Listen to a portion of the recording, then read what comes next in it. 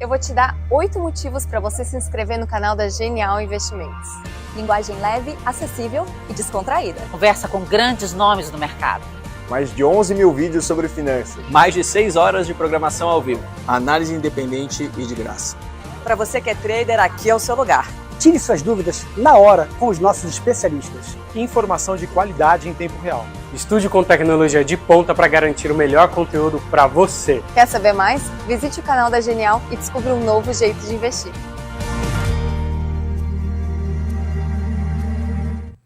Fala aí, pessoal, boa noite, sejam bem-vindos a mais um podcast Genial Analisa. Para você que não me conhece, meu nome é Bruno Rosolini, tenho o prazer de apresentar aqui o podcast. O pessoal acha que o programa é meu, mas na verdade o programa não é meu, eu só apresento. Aqui do meu lado tô com o Igor. Fala aí, Igor, obrigado por estar aqui. Fala, pessoal. Co-host. Tudo bem? Pô, todo podcast. Boa noite. O Igor é nosso analista aqui, cobre indústria, né? O que mais? Exatamente, indústria, transporte, logística. Show de bola. Isso aí. Pessoal, o podcast hoje é super especial porque a gente tem um convidado externo e a gente vai falar sobre um tema super interessante. Antes de eu passar aqui a bola para ele e ele se apresentar, eu quero só para trazer para vocês uma noção geral do tema e também pedir para que você já se inscreva aqui no canal. Tô até com a camiseta aqui do 100k, a gente chegou em 100k de inscritos, então por favor ajude a gente chegar agora em 200 mil se inscrevendo aqui no canal.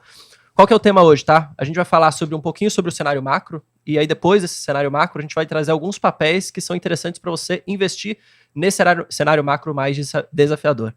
A ideia desse tema foi, na verdade, sugestão aqui do Adriano, e agora já até passando aqui a bola para você. Obrigado, Adriano, por estar aqui.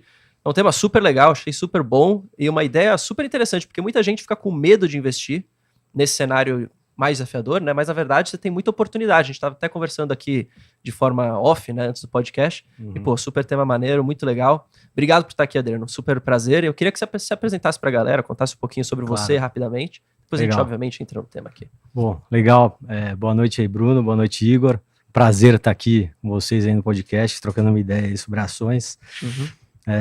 Fazer rapidamente aqui um histórico meu, profissional aí. Eu comecei minha carreira em 2007, no Itaú, na área de research ali da corretora. Legal. Depois, em 2008, eu fui para Brasil Capital, né, uma asset local aqui de São Paulo, bastante fundamentalista, de longo prazo, né, focado em ações. Fiquei lá por 14 anos, né, fazendo parte ali do time de análise e gestão.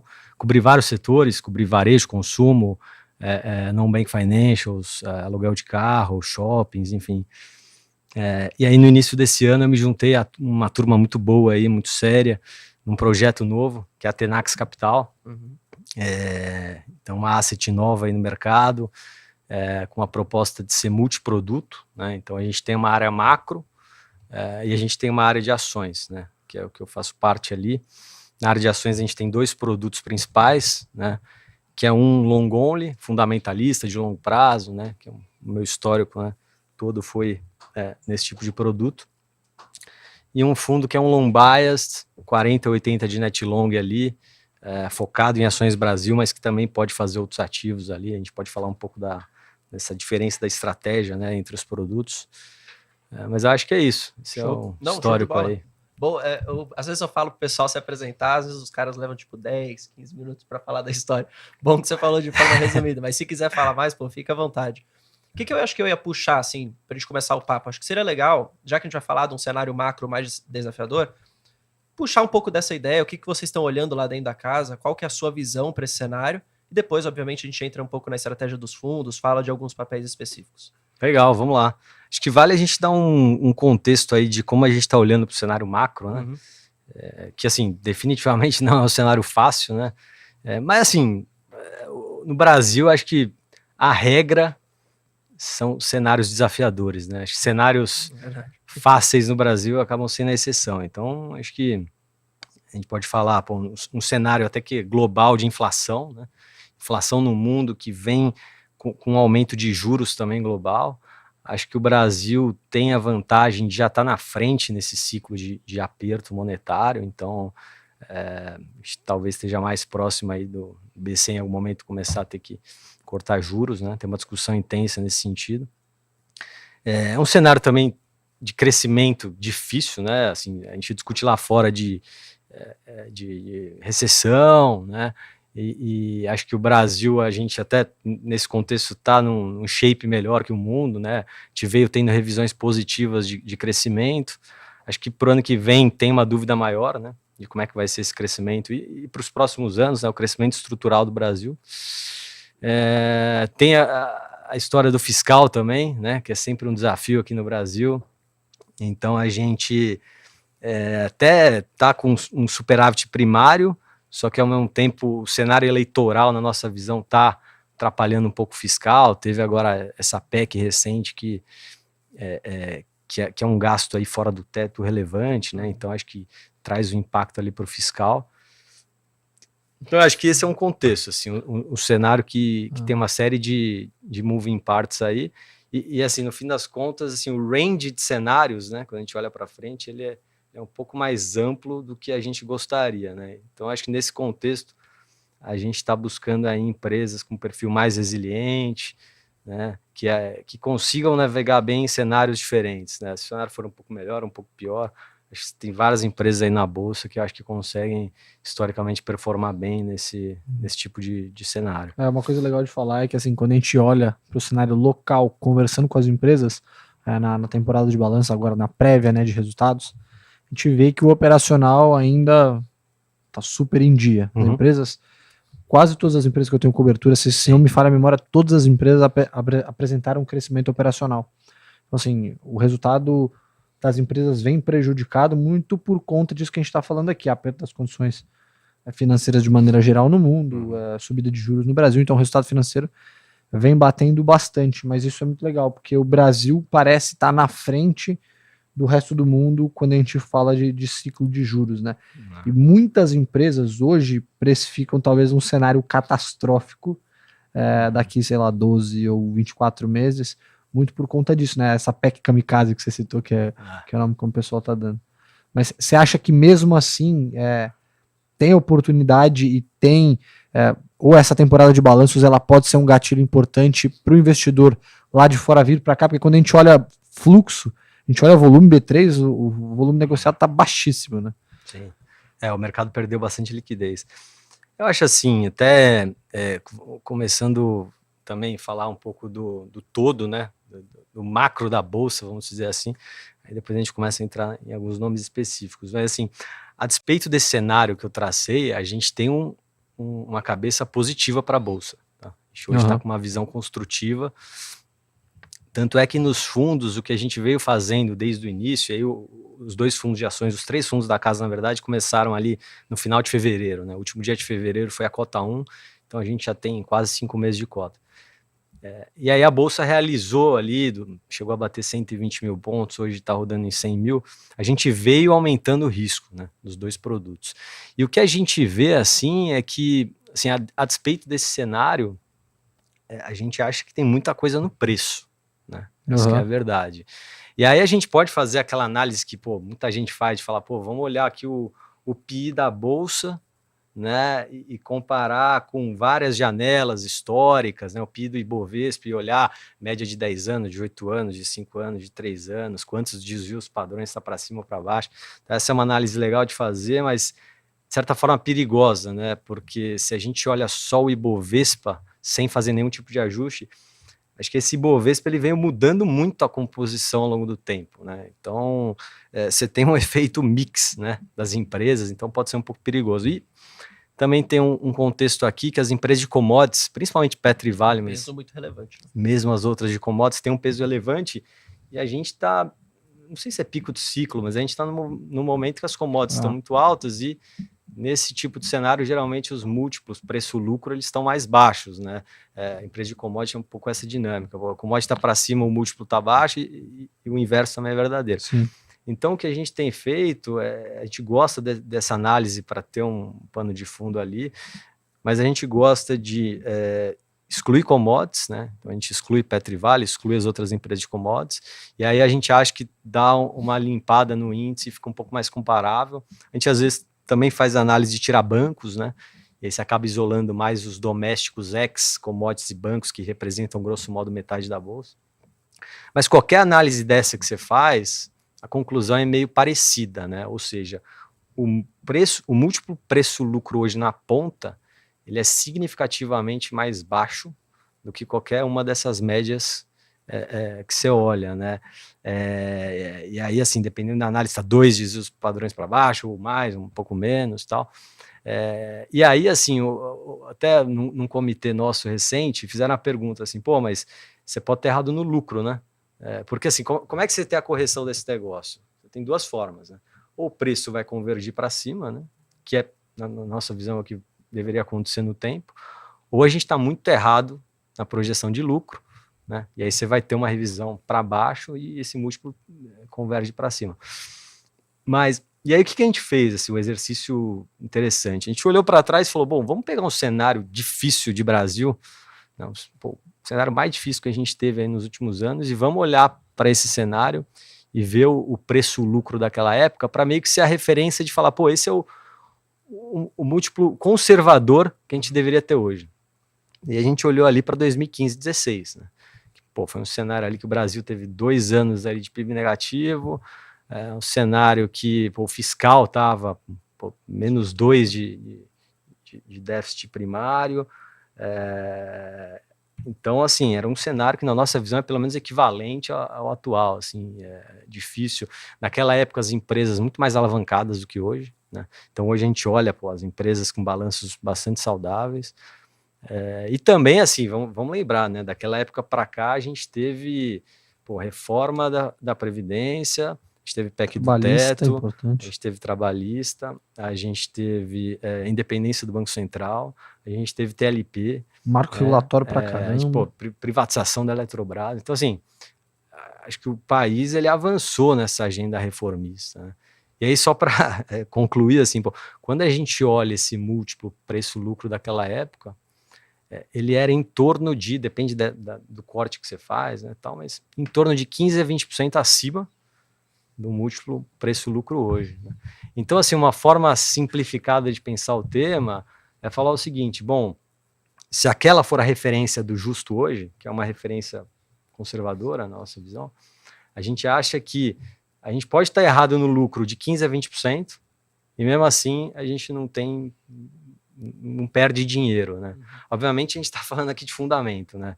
Acho que a dinâmica de preço da bolsa, ela reflete ali, o curto prazo vai refletir muita emoção no investidor, tal. Mas assim, em termos fundamentais, né, de uma forma geral, a gente acha que nesse nível de bolsa é uma simetria muito favorável, ou seja, eu tenho pouco para perder e, dependendo do cenário, bastante para ganhar. O downside diminui muito, né? Eu queria até te fazer uma pergunta. Quando você fala, antes de falar dos papéis específicos, quando você fala de setores, para esse cenário que você está olhando, tudo bem que tem muita coisa barata, a gente estava até comentando isso, muita coisa foi pesada, vamos colocar assim, vários setores. Mas quando você olha para setores e fala assim, putz, quais são os setores que você olha que realmente tem muita oportunidade aqui, muito upside que vocês enxergam, assim, antes de falar das empresas em específico? Eu vou te falar que tem em todos os setores, dá para achar coisa barata. Não, mas assim, até pegando como referência a carteira do fundo, assim, a gente tem uma carteira hoje bem balanceada entre os setores, né? Justamente porque a gente vê valor em diversos setores. Então a gente tem exposição a commodities, a gente tem exposição a bancos, bancos incumbentes, bancos mais, ou plataformas financeiras aí mais recentes, né, no mercado. A gente tem uma exposição às domésticas, né? A gente tem exposição a utilities, várias empresas de qualidade negociando a taxas, né? A gente olha muito TIR aqui, então, várias empresas negociando acima de R$10 de TIR, R$12.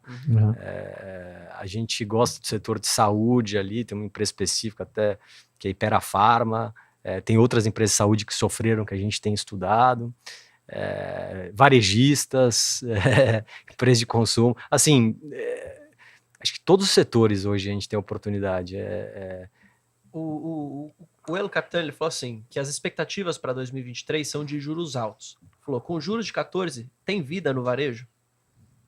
A gente acha que sim.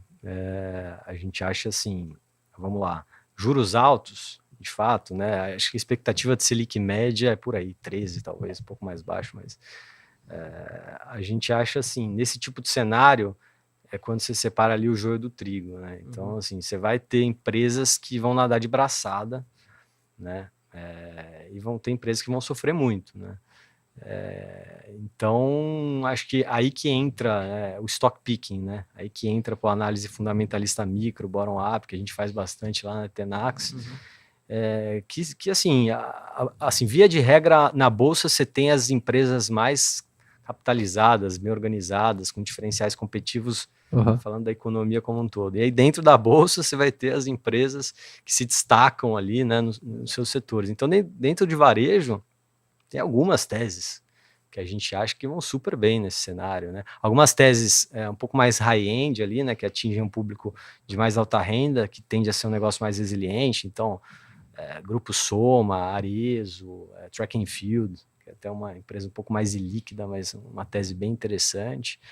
Aí você tem uma Lojas Renner, que é uma empresa assim, né? Que historicamente ganha muito mercado, até uma análise que a gente fez recente lá, né? A gente olha a Renner, os momentos em que ela ganha mais mercado são justamente nessas crises. Então ela ganhou muito market share em 2015, 2016, ganhou muito market... tão especial na Renner. Sinceramente, eu adoro a Renner, nada de né? tão especial lá. Eu queria que alguém conseguisse me convencer e falar, pô, Renner vale a pena. Eu fico pensando, o que vocês olham tão especial na Renner versus as outras, assim? Por que Renner? Não, vamos lá, assim, acho que a Renner ela é uma empresa que assim, ela executa a estratégia, acho que de uma forma muito resiliente ao longo do tempo, né? Assim, primeiro que a Renner é uma empresa que você olha assim, tem já um histórico de entrega de resultados de 15, 20 anos assim, na Bolsa. E eu acho que com um modelo muito claro, né, e consistente de abrir lojas ali de em torno de 1.500 metros quadrados, de ter uma área de estilo ali, de criativa ali também, muito... Porque esse é um negócio que, assim, você tem que ter essa área de estilo ali, de capturar as tendências ali e conseguir preparar as coleções, né? Mas você tem também um negócio muito importante de você conseguir ter o produto certo na hora certa na loja, né? E o foco ali tem que ser, não pode faltar para você não ter ruptura e não pode sobrar também, né? Que você tem um markdown. Eu acho que essa execução da empresa tem uma área de estilo que consegue capturar as tendências e até suportada por dados cada vez mais, né? O varejo, assim, você tem a área criativa, mas você tem uma área ali que é meio que quantitativa, né? Então você tem uma área de dados que vão te trazer ali insights, te falar, bom, minha empresa ela faz apostas, né? Olhando para frente, né? Muitas vezes as coleções dão errado justamente porque você não está tendo essa capacidade de olhar os dados, né? De ter o criativo junto com essa área mais quantitativa e fazer as apostas corretas. Então ela faz isso muito bem, acho que bem melhor do que as outras empresas, e eu acho que ela tem essa área de supply chain ali, que vai a integração com os fornecedores, depois mandar os produtos para o CD e distribuir para as lojas, nessa distribuição dos produtos, que eu acho que até vem evoluindo bastante e eles vão dar mais uma pernada no sentido de evoluir. Agora eles têm um CD novo, que é um CD Omni, né, que vai ser implementado agora no segundo semestre.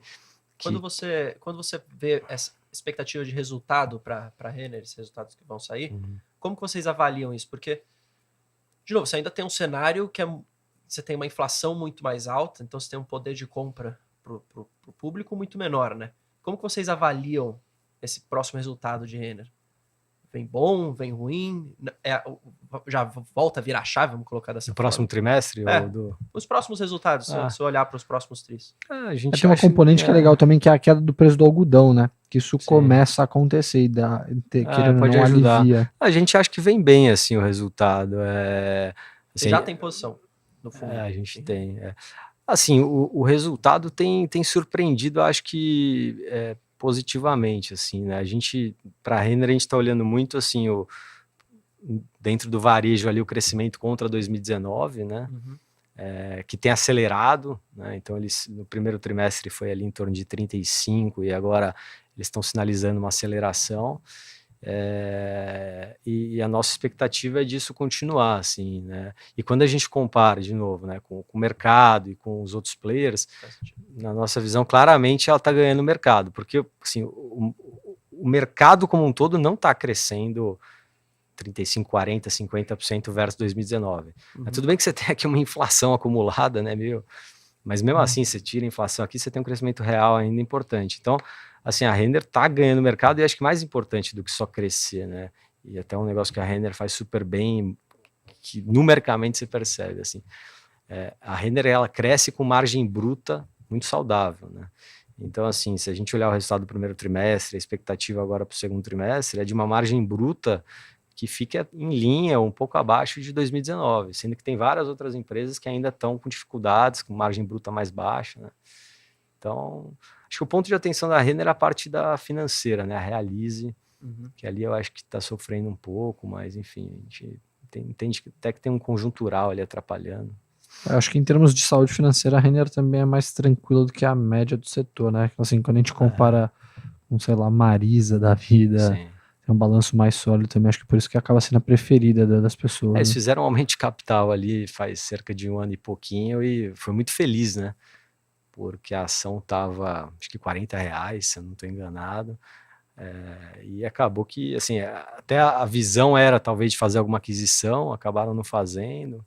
E eu acho que fizeram a decisão correta, assim, né? Porque o mercado piorou, o juro subiu. Então a empresa hoje está bem desalavancada. Imagina, por exemplo, uma Grupo Soma que comprou a Hering no auge dos preços das empresas de varejo de vestuário, por exemplo.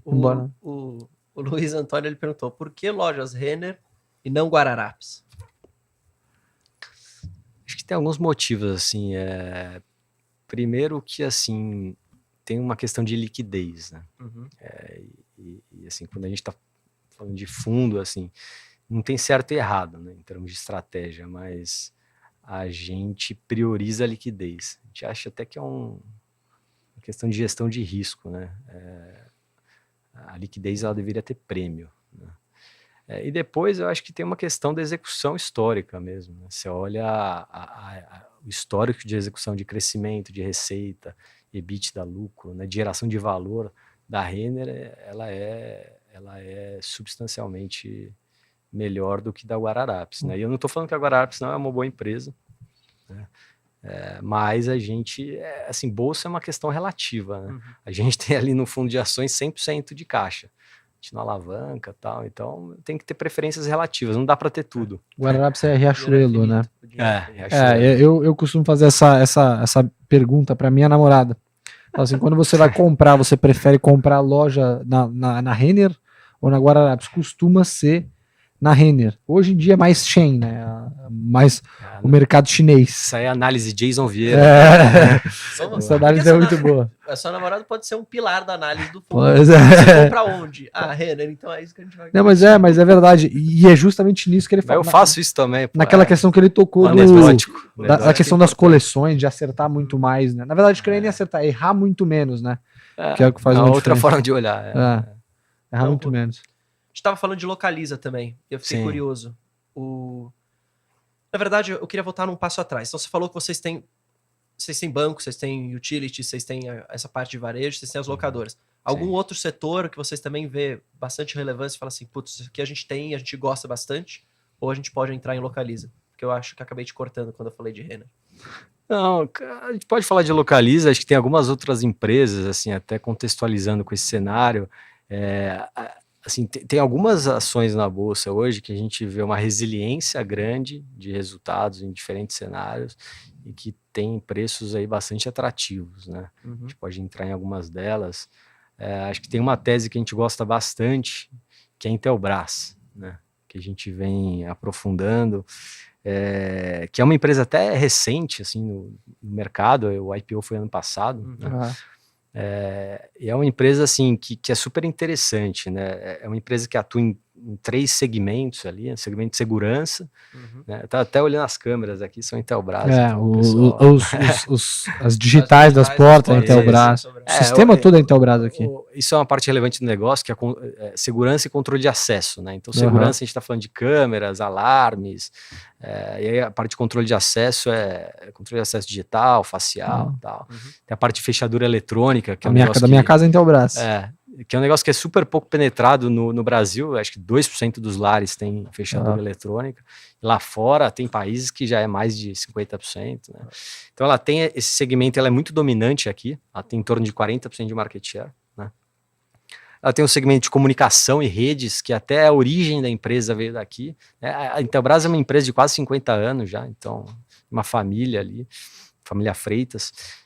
Então você tem esse segmento de comunicação, que aqui tem milhares de, mais de 1000 SKUs, né? Você tem toda a parte de telefone, headset, rádio, e aí você tem a parte de rede, que infraestrutura de rede. Wi-Fi,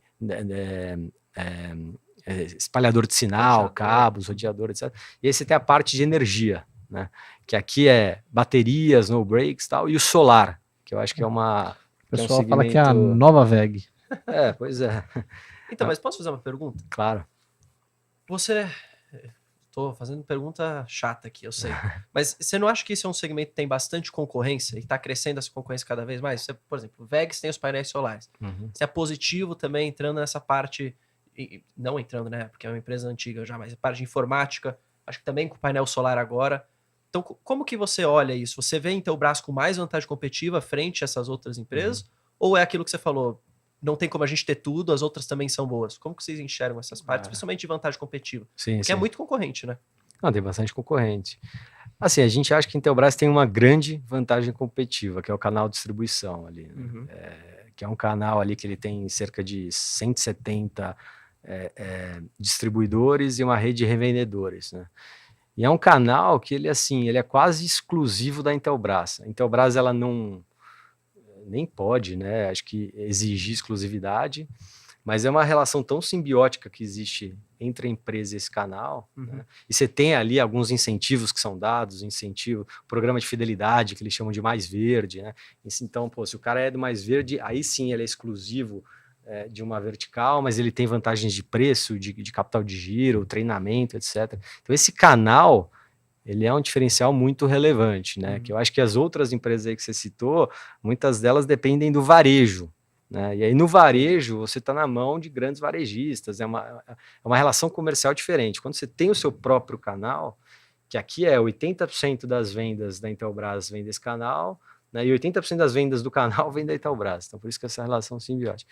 Então a gente acha que esse é um grande diferencial competitivo, né? E a empresa tem uma capacidade de entrar em novos mercados, né, de encontrar mercados de alto crescimento, né, e ganhar relevância nesses mercados ao longo da história, que é impressionante. Né? A Intelbras ela atua também no mercado de smart homes com a automação residencial também. Né? A VEG entrou recentemente nesse mercado. Positivo também faz isso. Eles têm o hardware, né? Então, se você quer ter a casa inteligente, tem tudo quanto é hardware ali para entregar essa proposta de valor, e tem a parte de software agora, né? Então tem o software ali no celular que você monitora e tal. Isso é bem legal. É uma tese que eu particularmente eu não conheço muito, eu sei por conta de ser concorrente principalmente de VEG, que é uma empresa que a gente tem cobertura aqui, mas assim, o que cresceu o setor, principalmente de painel solar no Brasil, assim, foi bizarro, né? A gente tem agora uma nova lei que vai ser passada, né, em relação a cobrança de tarifa das pessoas que instalarem os painéis solares, e aí fez com que tivesse uma aceleração bem forte. Você não acha que depois que passar esse pico agora pode ter uma estabilização e pode atrapalhar um pouquinho no crescimento de Intelbras? Essa é uma dúvida que eu acho que tem mérito. A gente acha assim, até pode ter algum tipo de ressaca, ao mesmo tempo assim, o payback, né? O que é o payback? Negócio solar, você faz um investimento relevante ali, em torno de 30 mil reais, só que aí você tem uma economia importante ali na energia. Né? Então, com a regra atual, que realmente termina no final desse ano, esse payback é em torno de 5 anos. Né? E a placa solar e o inversor duram 30 anos. Então é muito vantajoso financeiramente. Né? Só que é um negócio de ticket alto, então o financiamento é importante e tudo mais. Agora, mesmo com a nova regra, esse payback vai ser de 6, 7 anos. Não é que vai mudar a decisão do consumidor.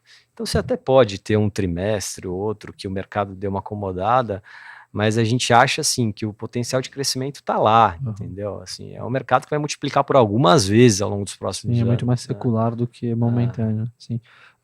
Mas, em média, costuma ser uma linha, pelo menos para a VEG, tá? Quando a gente fala, eu tô falando aqui, tentando trazer para o nosso ciclo de competências, tá? É uma linha de negócio que tem margens um pouco mais baixas, porque depende muito de exportação de vários componentes que vêm da China. Outro dia eu estava lendo um estudo sobre a questão tanto do módulo, né, quanto das células fotovoltaicas, e falava justamente sobre a pressão de custos que tinha por conta de silício e outros materiais, até o próprio vidro que cobre a placa, não sei nem se é vidro o nome que eles dão, que tinha uma pressão de custos bem interessante, que podia talvez atrapalhar o crescimento. E também, querendo, a gente tem a questão dos lockdowns agora, né, que atrapalhou um pouco o setor. Como é que tá a Intelbras em relação a isso? Na cadeia logística, quão bem posicionada ela tá para comprar ou para poder escalar a compra? Porque eu imagino que seja um negócio que escala é relevante, né? Até porque... Acho que a Intelbras, ela já, nos outros negócios dela, ela também já importa, né, componentes da China, então não é um negócio novo para ela. Acho que você pode ter um learning curve ali nessa parte do solar especificamente, né? Eles até fizeram uma aquisição de uma empresa que é a Renovid, que eu acho que traz conhecimento já, né, nessa parte do solar. Então, assim, na nossa visão não é um grande desafio ali. Na questão das margens que você falou, acho que de fato, assim, até comparando com os outros segmentos, a margem é um pouco mais baixa, mas não é tão relevante assim, né? Sim. O capital de giro é um pouco melhor também, então acho que no net é um negócio que tem ROIC alto, assim. A Intelbras é um business que tem ROIC de 30%. Você olha nos últimos 10 anos, é uma empresa que cresceu de 20% a 25% ao ano, com ROIC de 30%. Então, assim, os econômicos são muito bons, né? E o solar, eu acho que tem econômicos parecidos ali, não deveria ser muito diferente. Sim. O ROIC é super alto, até quando a gente olha para a VEG, porque é uma linha de negócios que ela basicamente precisa de pouco investimento, já que eles fazem basicamente a montagem e a distribuição. Então, o CAPEX que tem ali é o armazém, né? Imagino que o Intelbras deve ser uma coisa muito parecida. Eu gosto, mas eu fico preocupado mesmo com essa questão da concorrência e como que isso pode... Fico pensando aqui, tá? Tô tirando a minha cabeça. Claro. Como que isso pode evoluir ao longo dos próximos anos, especialmente quando você olha para player estrangeiro, né? Porque você tem, sei lá, a Amazon também pode... A Amazon também faz as smart homes, também deve fazer controle de acesso, sei lá. E eu fico pensando como que é essa concorrência com players estrangeiros que, por alguma razão, podem vir para o Brasil, podem tentar se estabelecer mercado e ganhar market share aqui. Enfim, mas isso é o futuro, né? Ninguém vai saber o que vai acontecer. Só essa preocupação que eu trago. E em termos de valuation, Eletrobras não, Intelbras, Eletrobras é outra coisa. Exclusivo. Não é. Inclusive, bananei todo. Inclusive é uma que estava bem barata, tá? Barato. Intelbras em termos de valuation, assim, o que você olha? Só o teu ponto é bom, mas assim, é importante dizer, a Intelbras, ela, por ela ter produção local, os componentes ela monta, né? Então ela tem Zona Franca de Manaus. O fato dela atuar no Brasil, ela tem incentivos fiscais ali relevantes. Por exemplo, Zona Franca de Manaus vai até 2073, se eu não me engano, né? Então isso ajuda bastante a dar competitividade para o produto, né? E a empresa vem construindo marca, mas é um desafio. Competição em qualquer setor é sempre um desafio.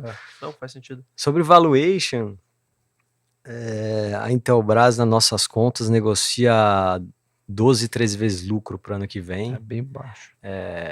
E aí a gente acha que é um negócio que vai crescer lucro aí pelos próximos anos em torno de 20% ou um pouco mais. Vai pagar um pouquinho de dividendo ali, né? Então, como a gente gosta de pensar até no valuation dos nossos investimentos, né? A gente projeta lucro ali 3, 5 anos para frente. Então você tem o carrego desse lucro e dos dividendos, e aí você atribui um múltiplo de saída lá na frente, e aí você calcula aqui, né, o retorno dessa equação, né? E na nossa cabeça, Intelbras, dados econômicos, deveria negociar pelo menos a 16, 18 vezes lucro, né? Então é um negócio que vai te dar um carrego ali de 20% a 25%. E em algum momento a gente acredita nesse repricing, né, de preço-lucro, né? O preço-lucro saindo de 12 para 16, 18. Então é um negócio que tem um retorno... Quanto que tem de tiro implícita, você sabe? Então aí você faz essa conta, né? Pô, 20 a 25 de carrego e um potencial repricing aqui de 12 para 16 dá uns 30%, de 12 para 18 dá 50%. Você coloca a tiro de Intelbras, a gente vê 30% ao ano ou mais. E aí, assim, obviamente, o que a gente gosta de fazer é traçar cenários, né? Então eu vou olhar essa TIR para diferentes cenários de lucro e diferentes cenários de múltiplo de saída. E aquilo vai me dar uma matriz e eu vou olhar, para diferentes cenários eu vou ter a TIR que varia dessa forma.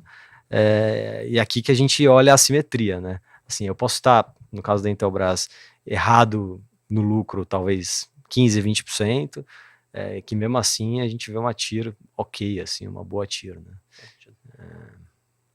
Queria falar aqui com o pessoal, a gente tem mais de 100 pessoas vendo aqui, só 55 likes, isso chega a ser um absurdo. Por favor, deixem aqui o seu like para ajudar aqui o programa, não só o programa, mas também o canal da Genial como um todo. Falei no comecinho, tô com a camiseta dos 100k de inscritos aqui, 100 mil inscritos.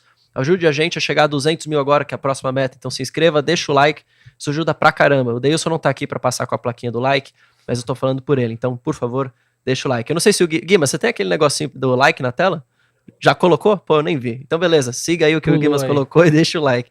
Mas beleza, eu queria passar, Adriano, pra Localiza. Eu fiquei curioso, até o Igor, você cobra Localiza, né? Localiza então, aqui. aí acho que vai ser um papo bom. Temos recomendação de compra, inclusive, pra Localiza. É? Vai. Então, show de bola. Vocês estão alinhados, então. Estamos alinhados. Por quê? Por que vocês gostam de Localiza?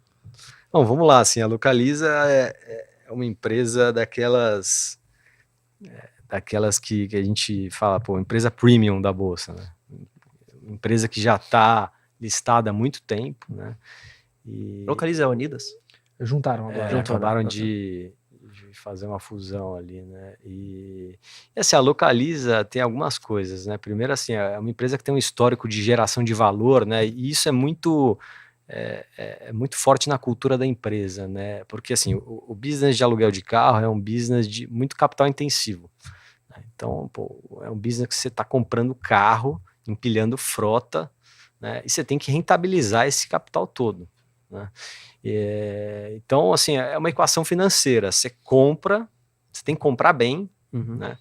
Alugar, tem um fluxo, então você tem que saber precificar bem e conseguir ter uma rentabilidade nesse aluguel. E depois você vende o carro, né, na rede ali de distribuição de seminovos e tal.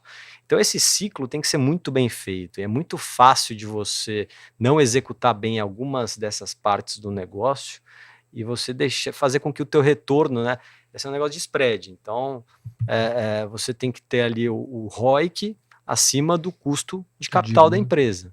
E a Localiza, assim, esse sempre foi o mindset da empresa, assim, e a empresa sempre teve um histórico de retorno muito acima ali do custo de capital, e veio gerando valor, porque é crescimento com esse spread, né, isso é a equação de geração de valor. Então a empresa, assim, teve um histórico de crescimento com retornos muito altos por muitos anos, assim, né? E esse é um business de escala, né? É super importante você ter escala, justamente porque você compra carro melhor, né? Você consegue tomar dívida num custo mais barato, né? Você consegue diluir custos fixos, e a Localiza sempre foi o maior player do setor, né? E também sempre entendeu isso, que é importante ter escala e crescer, né? E agora, após fusão, ou enfim, aquisição da Unidas, a Localiza assim, o player disparado aí, o maior do setor, né? O maior do mundo, se eu não me engano, em tamanho de frota. É verdade. Agora. E mais de 2 vezes maior do que o segundo player, que é a Movida, né? Então é um negócio assim que a gente acha que ainda tem mercado para crescer, tem muita sinergia nesse deal, né? A gente acha até que a Localiza tem um viés conservador histórico, então a gente acha que as sinergias ali podem ser maiores do que eles sinalizam. E aí é mais uma daquelas histórias que a gente fala do valuation, né? Para uma empresa, da liquidez da Localiza, do histórico de execução, do time, do alinhamento. A gente vê um múltiplo ali de 15, 16 vezes lucro. 14 vezes, se não me engano. Então, assim, é um múltiplo que a gente acha baixo, dado média histórica é umas 20 o histórico vezes. E o potencial, né? Eu não sei qual que é a relevância disso no resultado dessas locadoras, mas eu vejo que esse negócio de carro por assinatura, que você não compra o carro, enfim, você assina ele, é como se fosse seu, né? Porque você usa até o final do contrato. Eu acho que isso daí vem até acompanhado de uma tendência, não só no Brasil, mas acho que no mundo, assim, das pessoas não quererem mais ter o bem, mas só usarem o bem e depois devolverem, porque no final das contas você passa o contrato, você ganha um carro novo com os caras, é a mesma coisa, é muito menos dor de cabeça, vai. Eu acho que essa geração mais nova, o pessoal quer menos dor de cabeça, então eu não sei quão relevante é isso hoje pro resultado, mas eu acredito muito nessa ideia de os carros por assinaturas, as frotas para empresas por assinatura, essas coisas. Acho muito mais do que esse rent-a-car, né, ali na hora. Não sei o que é mais relevante, tá? Porque hoje assim, o hack é o ganha-pão dos caras, né? Mas você acha que vai mudar isso? Percentualmente é pouco da receita, os carros por assinatura até Movida acho que é a mais penetrada no setor, mas a tendência é de mudança. Até conversei com o pessoal da Cove, não sei se conhecem, recentemente, que o modelo de negócio deles é totalmente oposto do modelo das locadoras tradicionais, né?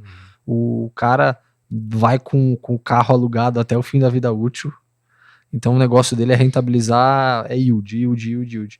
E o modelo de negócio do cara é justamente um carro por assinatura. E o pagamento não é feito por diária média, é pago por quilômetro rodado. Então o cara tem uma outra mentalidade e um outro modelo de negócio, né? Mas eles falaram isso, que ultimamente, embora eles têm 3 planos lá, né? Um é o plano de 7 dias, o outro é o plano de 30 dias, e o outro é o plano mais longo, que o cara pega o carro por, acho que 7, 30 e 6 meses, alguma coisa assim, ou 3 meses. E eles falaram que, embora o plano mais usado seja o de 7 dias, o LTV desse cara, o quanto ele deixa com ele ali ao longo do período de vida útil do cliente, é muito maior, né? Ele fica muito mais do que 7 dias, porque é como se fosse uma porta de entrada. Então o cara vai renovando aquele plano ali e tem ganhado muita penetração. Obviamente, os caras da Cove, eles tinham uma estratégia de focar no motorista de aplicativo, né? Há um tempo atrás, porque era um cliente. Não, era um cliente que nenhuma das locadoras queriam, né? Acho que só a Localiza ficou com esse perfil de cliente na base deles. Mas era um cliente que ninguém queria, porque é um cliente que está sempre em busca de melhor preço, né? E aí a Cove justamente atacava esse nicho. Hoje, eles falaram, esses clientes, né, que eram os clientes que faziam a busca para trabalhar com o carro, já não representam mais tanto da receita quanto eles representavam antigamente. Porque hoje a gente já tem na base de cliente esse cara que experimentou o carro por assinatura, gostou, viu que para ele tinha menos dor de cabeça, porque é justamente essa a tese. Não preciso fazer manutenção, não preciso me preocupar com o documento, pagar o documento, atrasou, não sei o quê. E a galera tava uma penetração bem grande. A Movida tem uma Movida 0 km, acho que a Localiza também tem iniciativa. É pequeno ainda, mas é bem nas pequeno. Empresas. Eu até sou um cliente, assim. Você usa carro por assinatura? Eu fiz eu vendi meu carro e fiz fiz uma assinatura. E eu acho que faz todo sentido, assim, para o consumidor. E assim, é uma das principais avenidas de crescimento que eu acho que existe da nova empresa, né? Assim, faz todo sentido para o consumidor e para a Localiza, né? É um negócio também bastante rentável, porque isso aqui é um business de fleet, né? De frota, só que para a pessoa física, na teoria você pode até, assim, a competição arbitra, né? Mas assim, tudo mais constante é um negócio que poderia ter até um retorno um pouco acima do negócio de fleet tradicional para a pessoa jurídica, porque você não está negociando com uma empresa, né? Então a pessoa física não tem escala para negociar. A pessoa física vai rodar muito menos com o carro. Exato. Né? Roda no final de semana ali. E você compra em escala, então você paga um preço muito mais barato do que a pessoa física pagaria. E você consegue revender muito melhor do que você revenderia se fosse um carro que é alugado no dia a dia para um monte de gente, ou para o aplicativo, ou para a frota, né? Porque roda muito menos. Então até você consegue ganhar na venda do seminovo ali, talvez. Sei lá, eu acredito muito nisso, eu acho que faz muito sentido. Nos Estados Unidos é super penetrado, né? O negócio do leasing. 20%, se eu não me engano, das vendas. Caminhão pra caramba também lá. De veículos leves, né? São leasing. Aqui no Brasil é inexistente. Acho que o grande desafio é cultural mesmo, né? Assim, a pessoa física entender o valor e fazer conta, né? Entender que a conta fecha, né? Que faz sentido financeiro. assim, se só ficar elas por elas, né, entre você comprar o carro, já tá ótimo. Exato. Porque só de você não ter que Dor se de preocupar cabeça. com IPVA todo ano, Levar na manutenção. manutenção, Tem mais uma coisa, quer ver? Ó? Seguro. E o melhor, né? Quando você vai vender o carro, você não tem que webmotor. O cara se entrega a chave pro cara, ele vai lá acabou. e... Exato. Então o Resolve serviço problema. é um grande diferencial. E tem uma outra coisa, quer ver? Durante a pandemia, que não tinha carro pra ninguém, quanto tempo demorou pra chegar seu carro? Então, eu sou cliente da Unis também, Demorou né? bastante. Esse é Demorou- um demorou- desafio. Se eu fosse comprar na Volkswagen direto, eu fiz uma assinatura dessa lá na Unidas. Se fosse comprar na Volkswagen, não teria chegado ainda. E sabe qual que é o problema? Eu não teria travado o preço como eu travei com a Unidas, porque eles compraram lá, eu travei minha assinatura lá, quanto que eu pago por mês, e aí o preço do carro foi subindo, né, agora. Sim. Então, se eu não tivesse feito com eles, eu teria faturado o carro só quando ele chegasse.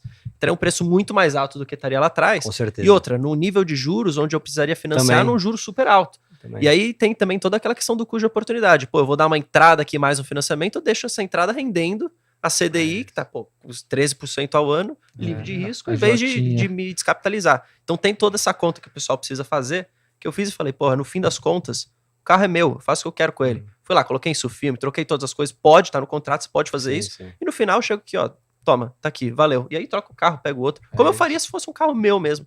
Então, no fim das contas, eu acredito muito nisso. Não sei se vai realmente virar um ponto de receita interessante para as locadoras Acho lá que no vai. futuro. Acho que vai. Mas eu acredito nisso. Se eu fosse. Vai ser grande aí daqui 5 anos, acho que pode ser um negócio bem grande. E aí tem um ponto legal, que é legal a gente falar, e aí você vê alguns movimentos de algumas outras empresas do setor, né, automobilístico, montadoras, querendo entrar no modelo de negócio de carro por assinatura. Só que aí existe uma retórica aqui que não se enquadra justamente no modelo que a gente conhece de locação, né? Que é o cara da montadora, ele só tem para te oferecer 3 ou 4 tipos de carro, ele vai te alugar, talvez botando um custo logístico ali para ele, para dentro dele, que é prejudicial, não é o know-how dele. Até falando daquela questão que a gente estava comentando aqui antes, né, da competitividade, né, competição no setor e tal. E é justamente isso que é um ponto legal. Mas voltando no assunto da fusão, que a gente comentou anteriormente com a Unidas, tem muito mato alto para ser cortado ali. Um exemplo que é muito claro para mim é o quanto a Localiza reduziu o PDD dela. Isso só investindo em tecnologia. Eles compraram, inclusive, a empresa que fazia a operação da Cove, a empresa que fazia a operação de segurança e o monitoramento dos carros. Sim. E que ajudou pra caramba eles a reduzir. Mob 7? Eu não me lembro o nome, mas é algo assim. E reduziu pra caramba o PDD. A Unidas, por exemplo, não tava tentando trabalhar isso ainda. Tinha um PDD super alto. Então, aí já é sinergia na veia. Você já tem uma perda com sinistro de carro, enfim, muito menor. Então, assim, por isso, justamente, a gente tem recomendação de compra para Localiza. As duas ficaram muito tempo andando juntas, né? Por conta da relação de troca da ação.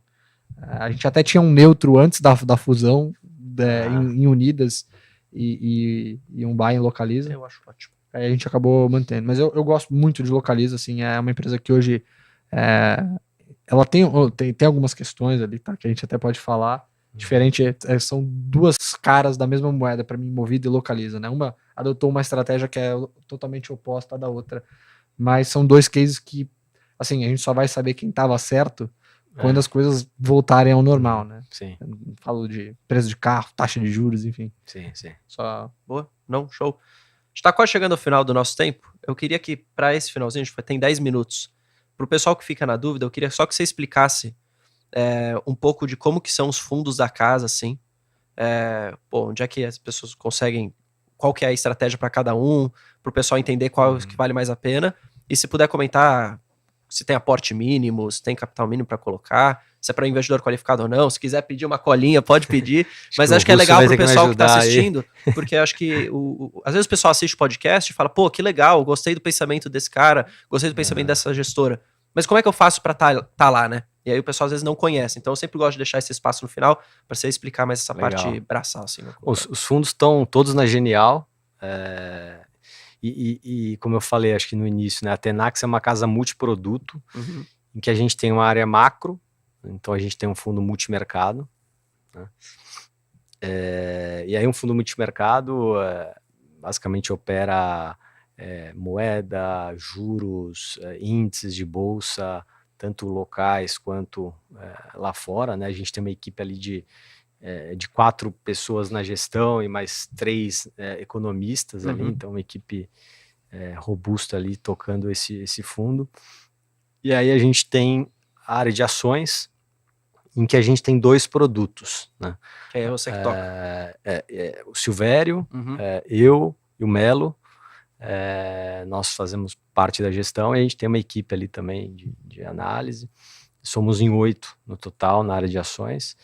E aí a gente tem 2 produtos nessa área de ações, né? A gente tem um fundo long only, né, que é basicamente ações e caixa, né? Que tem um viés ali fundamentalista de longo prazo,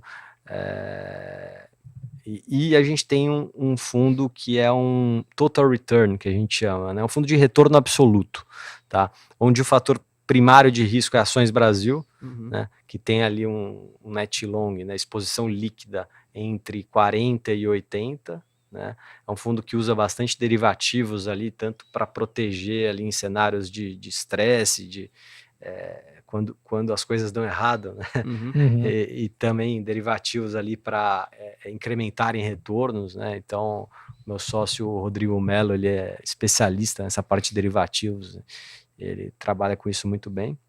É um fundo também que tem um mandato aberto ali para ter outros ativos ali que casem com a estratégia que a gente está adotando ali, com o cenário que a gente está adotando. Então, a gente pode fazer uma alocação de caixa, por exemplo, via NTNB, se a gente achar que faz mais sentido do que estar com caixa no CDI. A gente pode fazer uma operação de dólar, comprado ou vendido, dependendo do nosso cenário. E até assim, a proposta da Tenax é ter uma integração entre as áreas, né?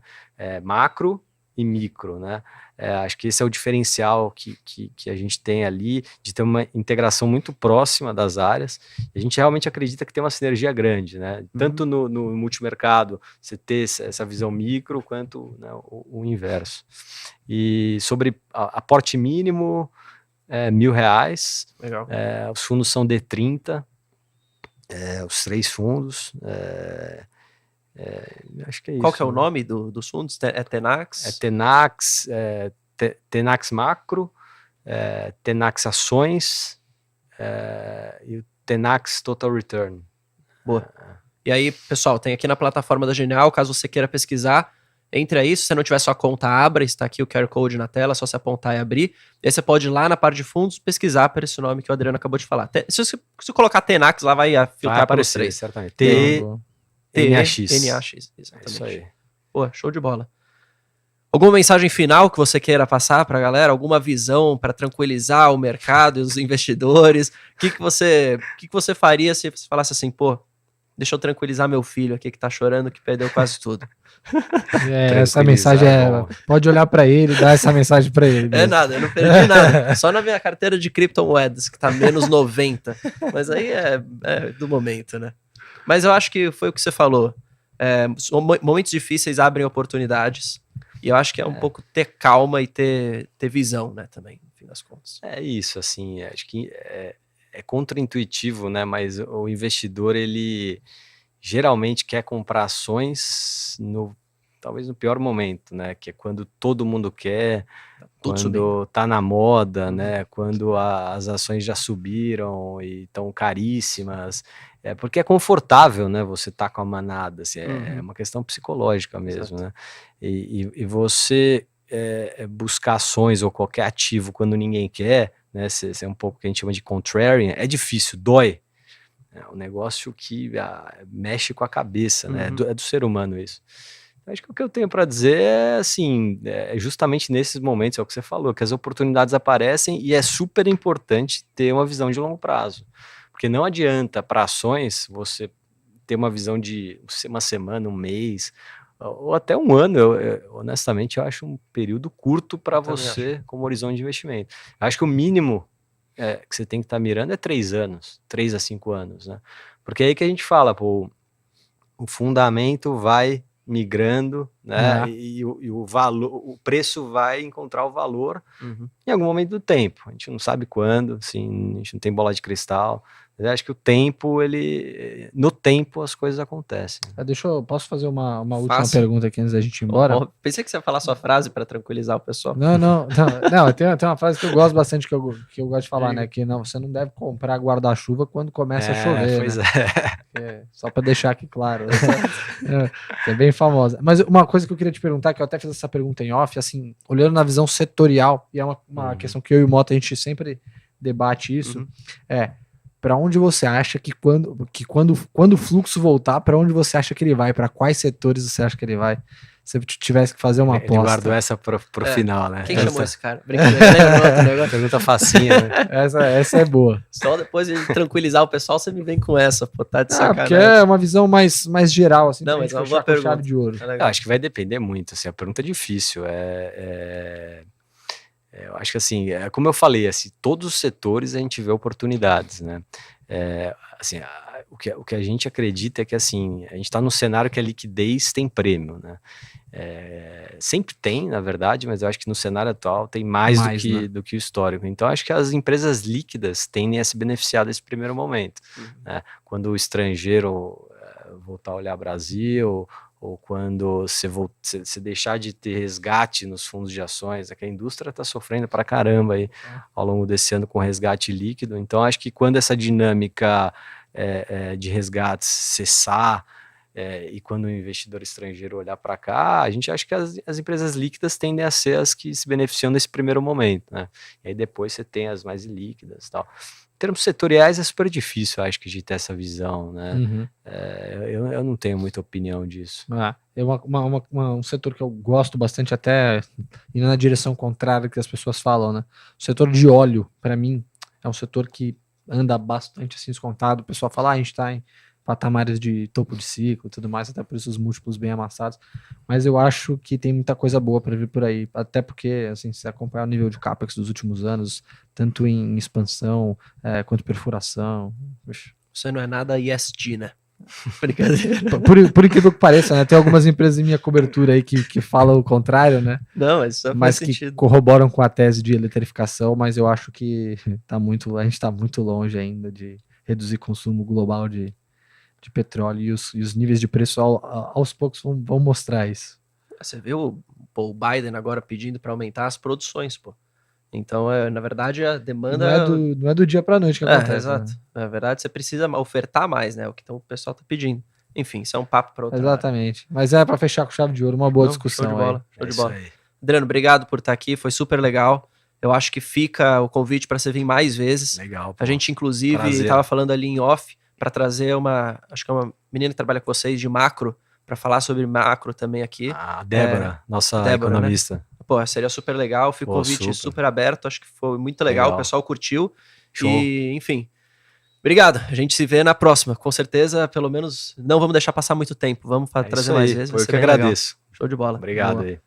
Antes de abrir na geral, eu só queria falar com o pessoal diretamente. Gente, amanhã a gente tem um podcast super legal, vai ser extraordinário, tá? Normalmente a gente não tem podcast na quarta, mas amanhã às 8 da noite a gente tem um podcast aqui com o Mota e com o Zé para falar sobre updates macroeconômicos. Então a gente falou um pouquinho de macro hoje, vamos falar mais. Gostou bastante do outro, né, que a gente fez. Pô, tem mais de 10 mil views o outro episódio. Sucesso. E vai ser super legal, gente. Venham, participem, o evento já tá aqui no YouTube, ativa o sininho lá para você não perder. E amanhã tem reunião do Fed, né? Então vai ser super legal de ter esse podcast logo após a reunião para todo mundo saber o que é que vai acontecer. Aí o Nishio tá aqui, traz o Silvério. Com certeza. Boa. Vamos trazer.